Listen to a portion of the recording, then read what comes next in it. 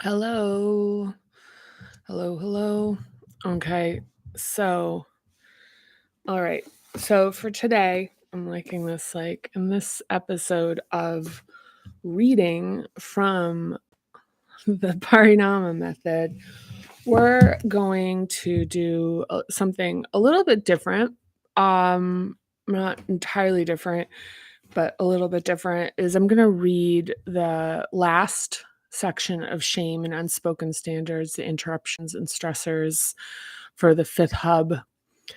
And then I'm actually going to read actually a practice out of chapter 12, or no, chapter 11 rather, because one of the things that has been coming up with this particular hub is that folks are noticing that this is, I'm getting messages from people expressing how evocative this particular hub is for them.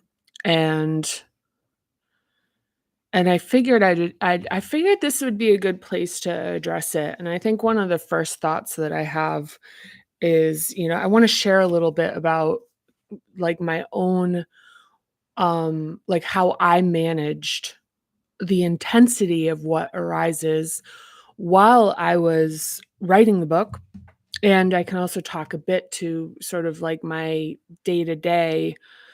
But I will say that the intensity of what arises is the strongest initially.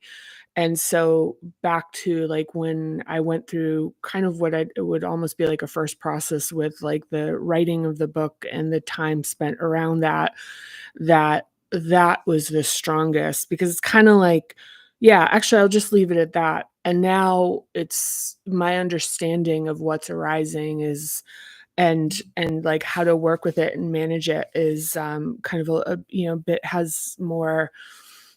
I don't know what the word would be for it, but it's not as overwhelming. It's not as overwhelming.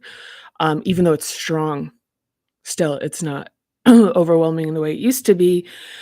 Because it's I guess maybe one way to look at it would be that it's bringing forward things in a way that is novel and kind of shocking, I guess. And that was part of the thing, which is managing shock and at times even panic and the overwhelm. So I want to talk about some of the things that I did while I was writing the book. We're going to do a technique for processing specifically for this hub. But one thing I will say is that, reading the book, it's really good to have the book, because first and foremost, if it becomes overwhelming at any point, and I will this is a good time to mention, I did not write this book chronologically. I actually had to move around, Luke. I had to move around because there were hubs that would just become so intense for me that I had to step away from them and do work in other areas. Or, for the case of a reader, where you could potentially just put it down for a while, and just kind of let some of the dust clear and let some of the processing happen. Because let's see, it happens pretty once the aperture is open to this, a lot of the processing is relatively passive. And so if you experience differences in your sleep, that your dreams are starting to actually surge, some folks explain their dreams starting to feel more real than their lives are, or being very evocative and very vivid and very lucid, or and even surfacing things that literally felt like they were long forgotten. Is some of this is he's what a cool guy, that cat. He's just living his cat life. The but letting so the first thing I would say is either move to another part of the book, stop for a while, press pause, um, or slow the roll. And definitely this is where I think this might be kind of where if it's just been an exploration without the somatic, um, practice along with it, I think this is where that can catch up with you, like, that where we're not having the physical connection in this is, like, and being able to, like, ground into your lived experience and really connect with something that is, really essential for, like, um, basically the yoking and the connection of this practice that it just catches up because this once we get really cognitive here, it's a lot of, like, voltage, and it increases in complexity, so it's like overwhelm. The counter to overwhelm are some of the somatic practices specifically from the first hub, and this is actually where first hub techniques and exercises, really come back. Because if you'll recall, some of the stuff that we talk about in the first hub techniques and exercise are creating your notion of sanctuary proactively, rest and resting in a way where it doesn't carry guilt or shame, where it's really, like where we really lay into it in terms of being able to physically stay present in the rest instead of dissociating. And, perhaps, like, the strong one of the strongest practices for this is, it's like touching grass, so to speak, which is still something I do, like, I'm not gonna say daily, but, like, very regularly. And one of the things I used to do is back to when I was writing the book, there were times where it would just become so intense. Like, one way I described it, and I don't know if you're having this experience, very possible, um, to people while it was happening, like people who were in my inner circle with this, is that I use the expression vivisection. I literally felt like I was conducting surgery on myself kind of while I was alive, and it was just just how excruciating it was, to go through to become just to be in that, and I don't know that I could, describe it with, um, like, beyond what it is experientially, but the way I managed it was nature, and one of the things that I used to do, okay, so there's 2 things I'm gonna talk to. One of them was that I would immediately go outside and do, like, the first hub barefoot grounding practice, where I would go like I've like kind of a garden out in front of my house, and I would go, like, I just feel the need, like I'd feel the excessive charge building up in my body, and I would go and I would put my feet on the ground, like, no headphones or anything in my ears. I would put my bare feet on the ground, bare feet, like earth to, skin to skin contact, so to speak, slightly bend my knees so it's not creating a break in the circuit. So there's this flow, unclench the bum, and then I just sort of basically it would be like 10-minute minimum, to as long as I could. And if that like and that was one of the things where having the direct experience with how that's regulating to, like, co-regulate with nature. One of the other co-regulations is I would talk to people. There's various people that you can talk to, at different levels of this, but sometimes it really wasn't even about talking about what was going on in the practice. It was just talking to people. Um, that, like, just coming into connection. There I did have like a therapist that who I, like, just was.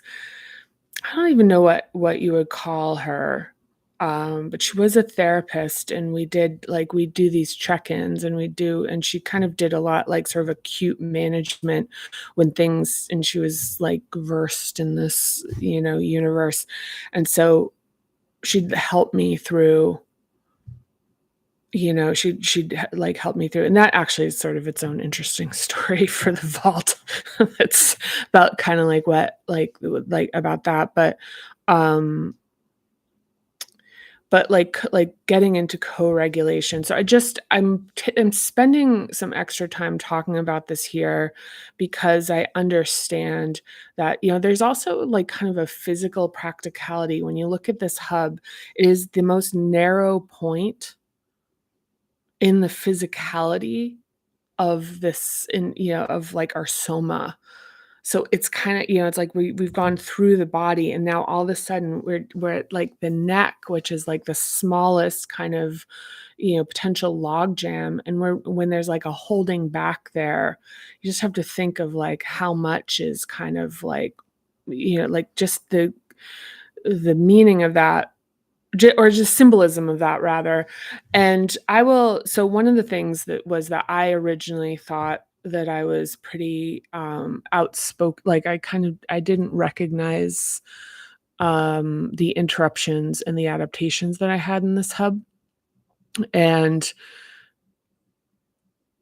the thing what and I think and so for me, that one of the things that was surprising to me was how, like, it was like like, there was like, when I was actually starting to do the, like, practices of working on this, like, how much there was, like, stuck in there, and then the thing was is, like, while I was working on it, like, all these grievances came up that I'd kind of minimized and pretended weren't a big deal, and I'd find myself, like, kind of, beautiful mind style, like, writing like crazy, and even, like, one of the things I'd be doing is, like, writing the chronology of events so I could of, like, previous things that had happened to me that had hurt me, and, like, like, deconstructing them to understand what had actually happened, and then being like, "Whoa, there was a lot to be angry about there."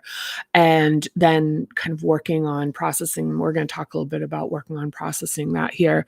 But part of that is like, I think a really important thing about this hub, and I don't know that we've really gotten to it yet, or if we do actually in the book, but I think the thing that I really want to express, which is so important about it, is that your observations and your expression of your experience in this life, the things you see, the things you feel, the importance and the validity and the relevance and just the extraordinariness of what it is, like your experience of a life. And to have any sense that expressing that with integrity needs to be gated, or it's been wrong to do so. I mean, these go really deep. These go really deep. And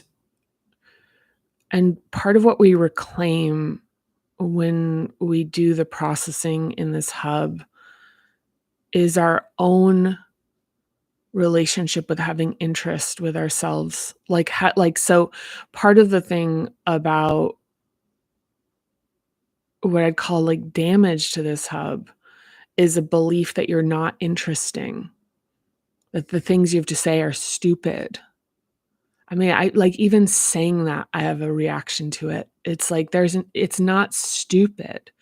If you're saying things that aren't like well articulated or thought out, it's like, okay, maybe not finished, maybe not academically positioned, or, but the things that are rising in terms of your observations and your truth and your thought is that you're interesting. You are interesting. You are interesting. You are interesting. And the worst thing that happens is to lose interest in yourself. To think like, well, it's like, I don't know. It's like, you are interesting. Your thoughts are interesting. What you see is interesting. How you feel is interesting. What you do is interesting. And to have that interfered with, that relationship, that hunger that we have for other people to see that in us, that our connection with our understanding of that about ourselves has been interrupted here. And it doesn't have to be extraordinary. The feeling that it has to, for it to be interesting, it needs to kind of be, you know, really smart or really funny or really, it just because it is. Just because you look at it, you make it interesting. Just because it interests you, it's interesting. That is it. There's no merit in this. There's no merit. So this is another thing where external validation is, and even interruption in the hub interferes with something very important about you, which is knowing that anything that's arising in you is interesting. And, like, one of the things I think I heard, kind of someone, like, in a like, probably a TikTok or something, talking about Taylor Swift as far as one of the fascinating or, like, one of the, incredible things about her is how unapologetically interested she is in her interior life. And how even when you look at her, how she can actually see very commonplace things. And if you look in like that, that's part of what that is she's like creating, she's creating art, she's creating music, she's creating lyrics that are evocative of really uniform, universal experiences that people relate to, but she's able to look at them unapologetically. Like, there isn't like, yeah, this isn't that interesting. I know this is kind of dumb, but da da da. It's like that whole thing. And even the thing that happens as a result of that, where it's like, oh, I mean, I just want to take a moment here. I just want to take a moment to hope that that can reach this really important part of you. And it isn't that what you have to say is interesting in the sense of it being like noteworthy or a better observation that other people have, to understand that just the natural arising phenomenon of what you see and experience in the world is extraordinary.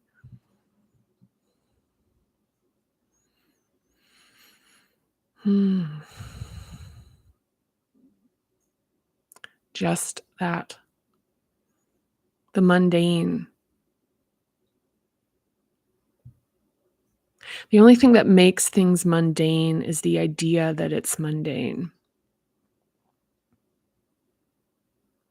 It's almost like the thing of like boredom is like, it's like like what is boredom? It's that. It's, and what I'm really speaking to is the interruption to the relationship that you have with yourself, which is that the things you have to say, the things you see and observe and speak of,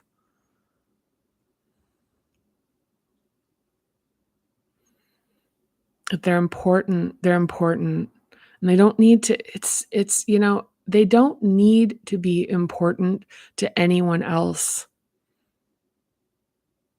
It's great if they can't, if somebody can find that, but to have a sense within yourself that the things that arise in you are not interesting. This is about how the type of company you keep with yourself, the type of aperture that you're opening for what you can express and what's possible for you. They're taking the gate off of that. The gate of, well, this isn't that interesting. And maybe it's not interesting for other people, but be interested yourself in it.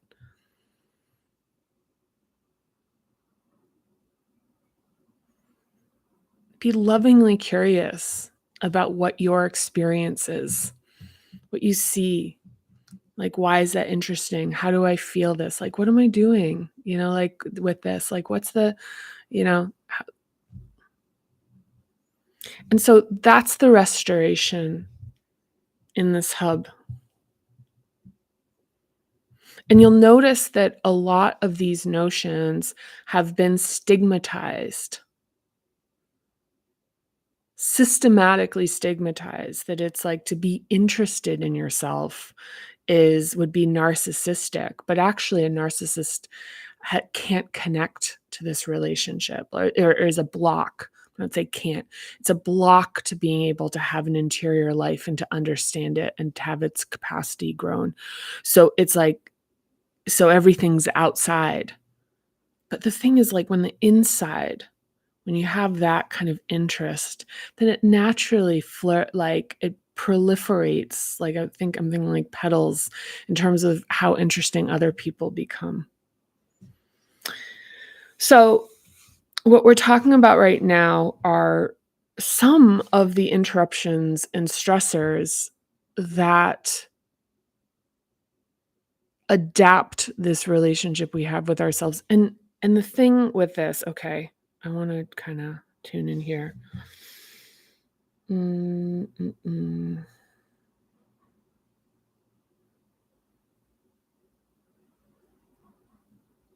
Is that okay? So the North Star here in everything, especially when it comes to being overwhelmed or sad or angry or just even like, so sometimes the feeling is like there's something too big and it's like, how do I get this out? So some of the stuff where I'm actually gonna talk about like an exercise for kind of like barfing some of this stuff out. Um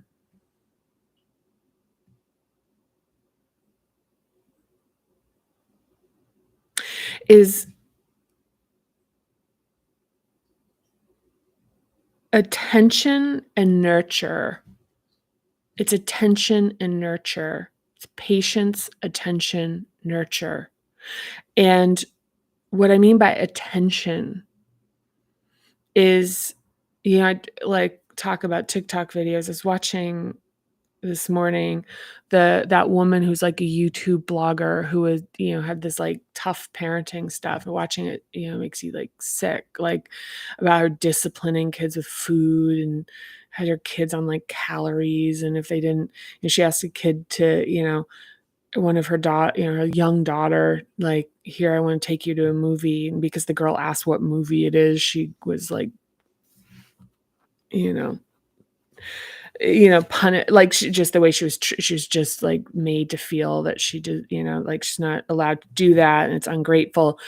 And like she had like 2.2 million subscribers on YouTube. So you can imagine these notions proliferated, that other people were experiencing them.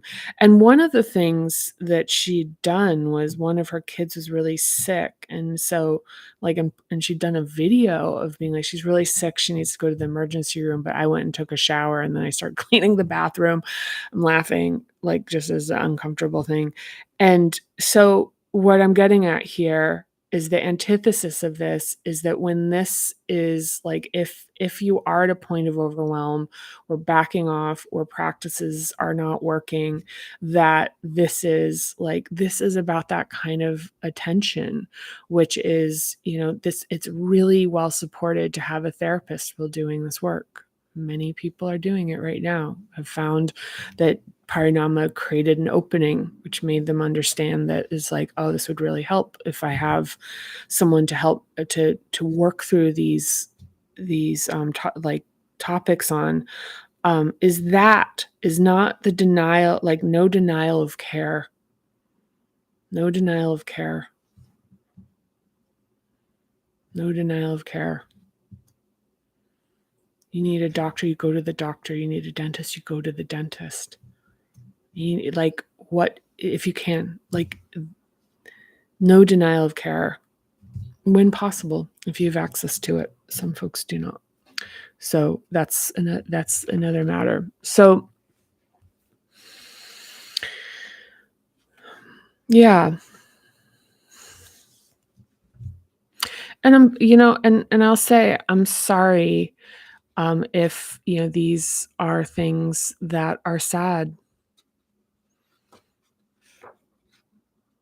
I'm sorry that they have to be sad in the sense of um yeah, I am. It's just how I feel right now.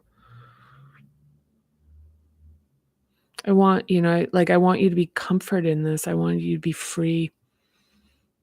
I want you to be free in this. I mean, that's just, but so what I'm going to do is I'm going to read from the last interruptions and stressors, and then I'm going to read from page 285 if you're following along in the book, which is the fuck you journaling, and I'll talk a little bit about my practice with that and how I've used it with other people. Talk about this. Okay, so shame and unspoken standards. And again, this is the last interruption and stressor from the fifth hub.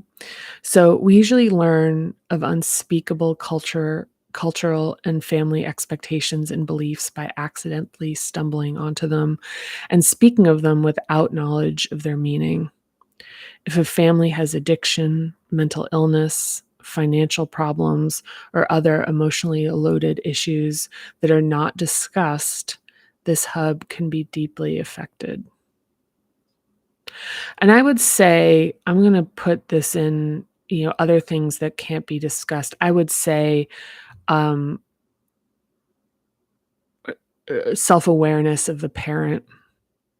So if a child is pointing out things that a parent has actively walled off, that and this can be addiction, mental illness, financial, like if the parent is like working with sort of like an alternate reality around things or in denial that a child speaking to them can lead to what we're reading about. So perhaps we noticed and mentioned a parent or family member's drinking or pointed out the absence of someone. Maybe we spoke of a deceased family member or somebody's body weight or a physical difference we observed. Adults may react with shaming, which is a shock to a child making an innocent observation. Young children who mean no harm and are unsure of what is acceptable and what is not may begin walking on eggshells and attempting to avoid the seeming randomness of punishment or embarrassment for their observations. Being punished or reprimanded when we tell the truth is confusing, especially when we're given little to no explanation, and this can lead to adapted behavior patterns. Leadership and organizational behavior researcher Amy Edmondson writes in The Fearless Organization, Creating Psychological Safety, that's the name of the book, of behavior modification she calls impression management. So if you don't want to look, this is kind of interesting. So leadership and organizational behavior. So let's see,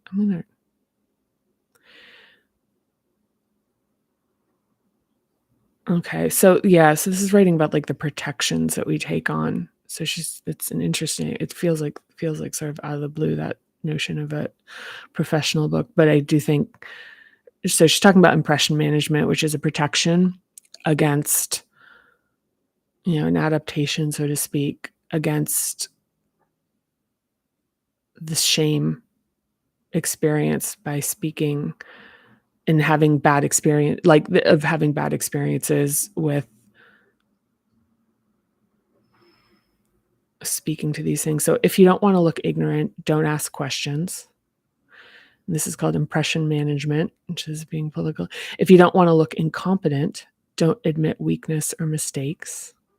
And if you don't want to appear intrusive, don't offer ideas. And if you don't want to appear negative, don't critique the status quo. So that's like a list of interruptions. Like that's a list of adaptations. So it's kind of like it's like, okay, well, what do we learn from like as protections against the shame and speaking up and how that can shock us by going wrong. So, again, it's like so to not look ignorant, we stop asking questions. If we don't want to appear incompetent, we just don't admit like weaknesses or mistakes. If you don't want to appear intrusive, don't offer ideas. And if you don't want to appear negative, don't critique the status quo. And so these are worth bringing up because this is how lying and deception become adaptations in this hub as protections. Um, Concealing parts of ourselves or not feeling like what we are is interesting enough. So having to amplify it. Oof. Yeah. So I really want to like emphasize here. These are really like heavy. I really want to emphasize that that when these things are evocative and resonant, it's a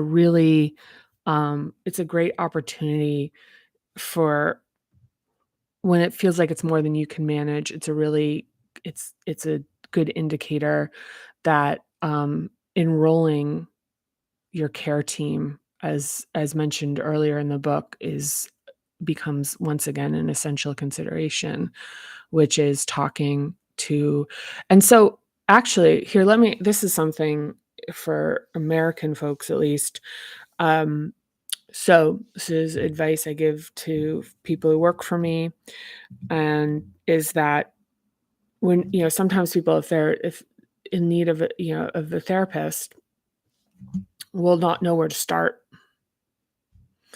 So a good place to start is to talk to your primary care physician.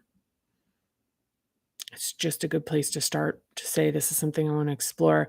Do you have any recommendations? And they will have a direction to point you in. So they will either give you a few people to talk to call, who are seeing or taking new patients. They or give you some resources or point you.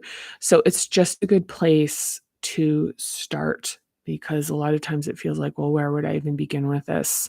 So the first conversation is talk to your PCP and get your care team involved. And this doesn't mean anything like as far as like what you need to do or not do. It's just taking action. And I'm bringing this up because these are heavy topics, and it's important to realize that, I'm not a mental health professional.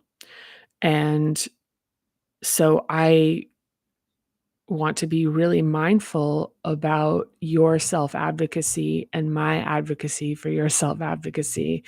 That an important part of what this represents with Parinama is that you're building your own world, and that hopefully at some point we can build community together. That would be my hope. But in the meantime, that we're talking about really respecting the fact that you have needs, and it's important that they're attended to. It's really important that they're attended to. So I'm going to read this. So this is an exercise from the 11th chapter at the end, where we're doing the integrated practices. And so this is the fifth hub release. So there's a couple things as far as doing a release in the fifth hub. One of them is, so that's like relatively easy access, is to get in your car, play music, and like scream, sing along to it. I even in the early stages of this, like drove my car down a freeway and just screamed. like, just screamed. It wasn't even music, but sometimes it's like having the music helps warm it up. It was and then it was like there was just too much. It was like, "Okay, there's more," and it was like, "Ah." And I also have this memory where I was in like, my Ashtanga shala talking with, some of the other practitioners this one day after class, and we were saying I was saying, like, "God, going out to the summer house and, like, the whole thing was, like, I was talking about how I wanna just, like, go I won't give to but just, like, about screaming. Like, I felt at the time, this was, like, being like, I really feel this need that I really wanna scream. Like, it just felt like it was trapped in my throat. Like, it felt like it was trapped in my body. The more I, like, tapped into it, I was like, there's just this sense of wanting to be like, and it was like but it was like every time, but I couldn't really do that. Like, there was something it was like, it was like, "Ugh," like, and I remember having a conversation, and I remember they were like, "Yeah, can you do one for me too?" It's not unusual. By the way, this feeling of having a scream trapped in your throat is not, like, that's one example. I will tell you in professional settings, this has come up. This is probably one of the most consistent practices, believe it or not, that I have worked on with people in terms of professional development because that this trapped feeling of something that you felt like, "Well, I can't really say that, or I'm being uncool," or like, "I need to be tougher," or like, blah, blah, blah, blah, blah, and it's just this thing that, like, completely degraded you or went against your integrity, and you're like, "Yeah, no, that's just how things work. I'm supposed to accept this." Like, there is an integrity that has that, like, is not accepting that as just, like it's like it's an unnatural, um like, it's an unnatural foreign body that has entered your personhood, so it's not like drinking water. If it were true, it'd just be like bloop, and it just integrates and this is like it's like stuck in there because it's not right. It's like having ingested something that needs to be barfed back out, and sometimes it's like holding it in. So, the fuck you journaling practice, and I'll talk about my own, um let's read. I'll read it and then we'll talk a little bit. So, okay. So sometimes genuinely awful things happen and we can't figure out whether we're supposed to or are even allowed to be upset about them. That is to risk being too sensitive. This is common with professional or personal experiences in which diplomacy and sugarcoating are passive aggressive, demeaning, destructive, or diminishing. As leaders and professionals, we've been conditioned to take responsibility. This comes back to bite us when we're dealing with mistreatment, such as being passed over for advancement for unfair reasons, or being laid off or fired without respect or dignity. This is like an epidemic right now.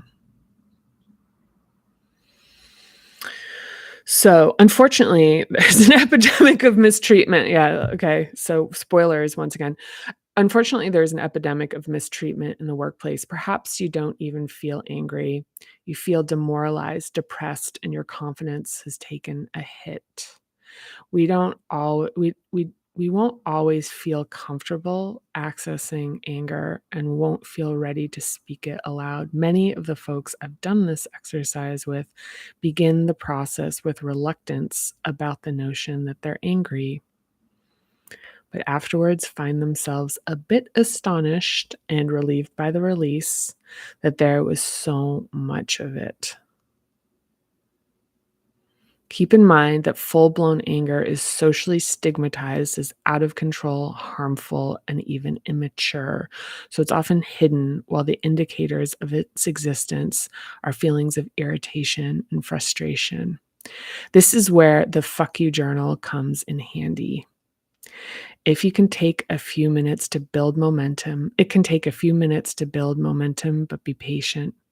Consider that anger and or irritation are forms of grieving mistreatment and allow yourself this process. Don't worry about the negativity that arises. Surfacing it moves it out of your body, mind, and leaves it on the pages that can be shredded, burned, or trashed. The following steps take you through the process of fuck you journaling. Now, one of the things I will say about this, and further to what I spoke to earlier in this, is this, everything that's an interruption in the notion of your inherent interestingness.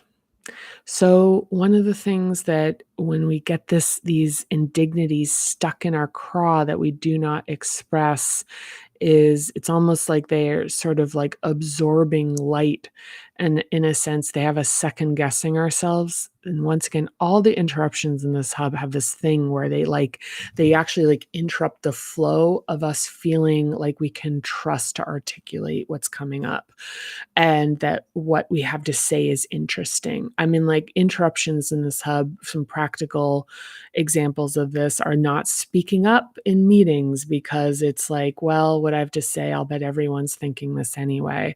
And you look at people who aren't interrupted, who don't have any fucking problem saying whatever's coming up. No apologies. No apologies. And let's not, and this is without mention of the social the social factors that impact this, like racism and misogyny. But the thing here is instead of being like, well, I need to like bend myself and contort myself and adapt myself to be less than and smaller and um yeah, like is like really what the thing that is like the worst, like so it's kind of like, okay, here's the deal. There's this thing that's interrupting my ability to express myself with the world and believe myself to have interesting ideas and input and be valuable.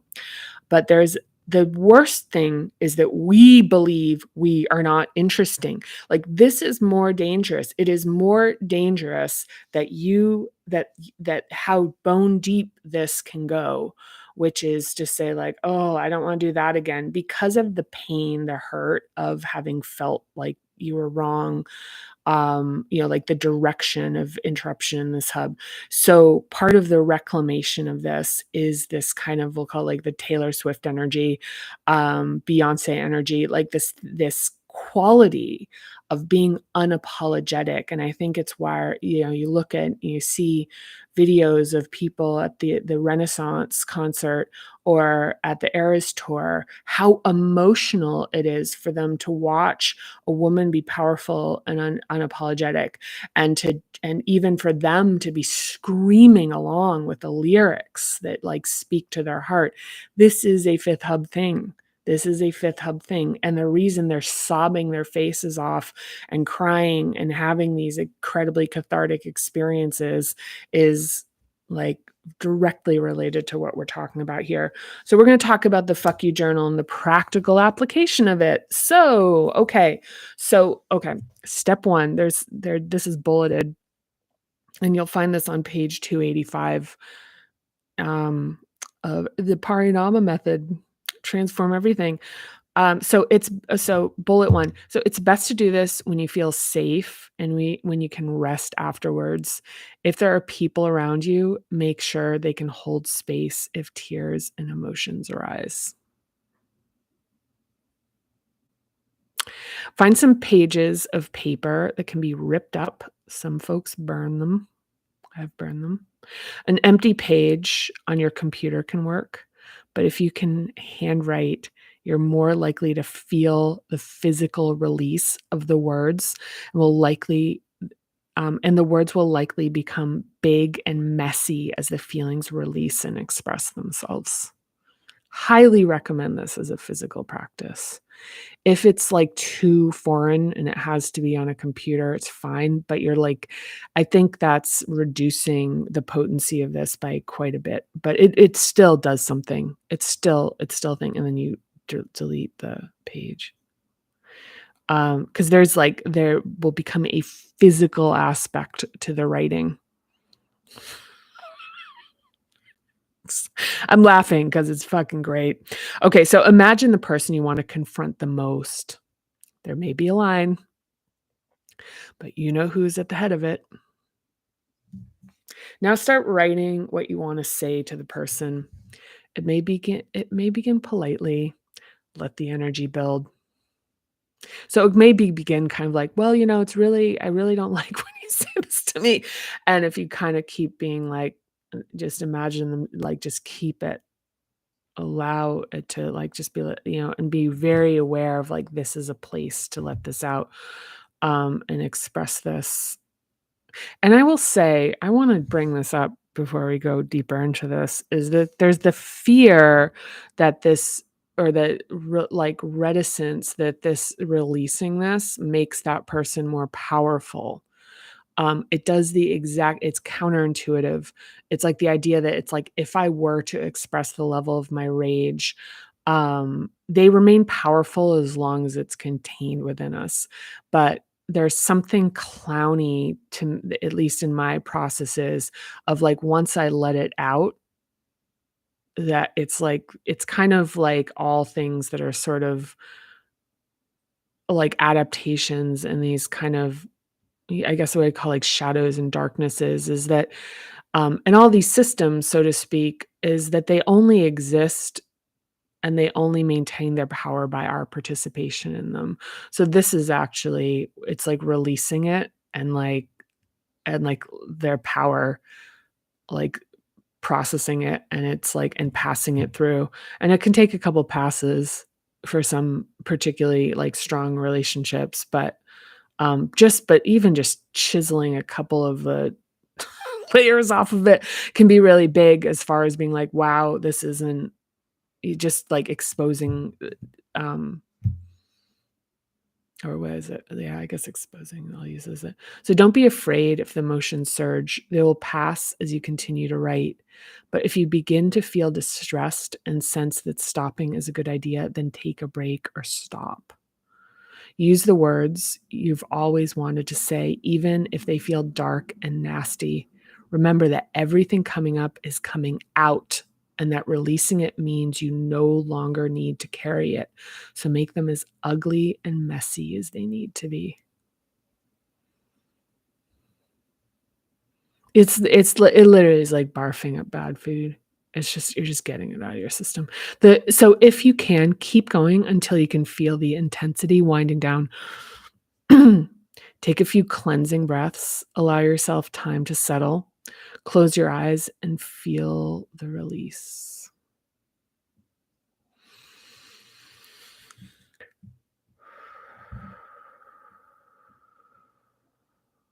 So now, destroy or delete the pages.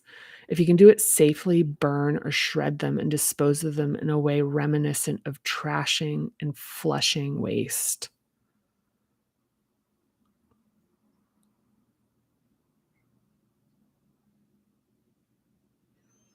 Gently massage your jaw and neck and make some noise by singing or making a sound that brings some vibration into your throat. For example, ah. Even doing that right now. Ah.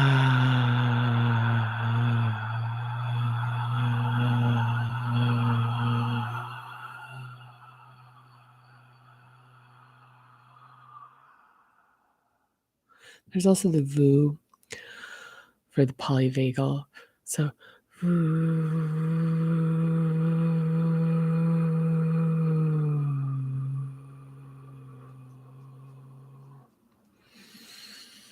drink some water and get some rest. You're amazing. Repeat with as many, usually separate sessions, as it takes to clear it all out. Mhm, mhm, mhm. There it is.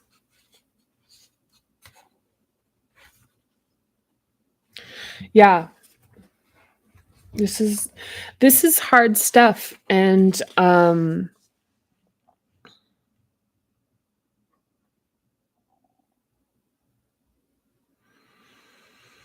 this is hard stuff, and I think that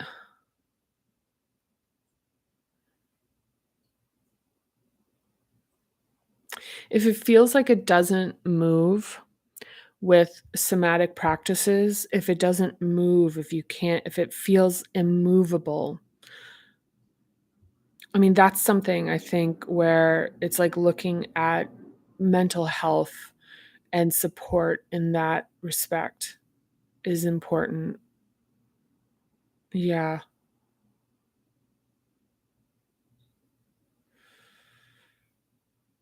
Yeah, 'cause you deserve support and help and with like no shame. It's like you are exactly as you are in this really extraordinary manifestation and configuration of a lived experience. It's really special. And it's not special as something that is relative to others, that special is defined by being more or better or greater than someone else. It is just special. It is just extraordinary. So some of this is even about like reconfiguring the idea of like better than as representing worthiness. That just beingness is worthiness. Beingness is worthiness. And that your specialness is like, well, being special means I'm different. It's like, right. Oh my gosh. I love you so much. I'm sending you so much love right now and appreciation. And we're just in this together. I really, I think the thing I want to just, I guess, in closing, emphasize is that this is a process and this is a practice that we're doing together. And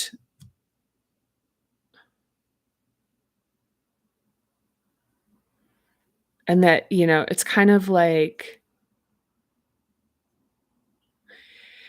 just like considering like I look at my relationship to this as being like an older sibling kind of thing with is like I'm just a couple years ahead in terms of like I've been but that we're really this is like this is so shared and that we are doing this together and that like that kind of feeling. I know siblings for some people are loaded, but the thing is that even though it's like like the older sibling is like kind of knows a little bit more, that you're still kind of like living in the same home together and having experiences at the same time.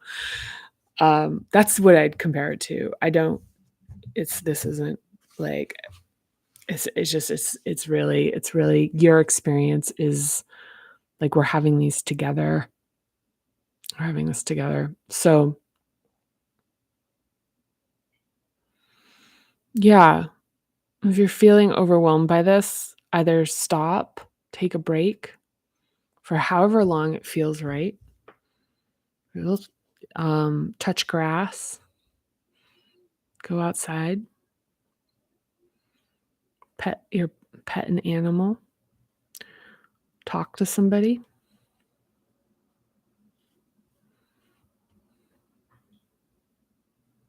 Yeah. Sending you love, okay? And next time we will do adaptations and holding patterns for this hub. But you are interesting.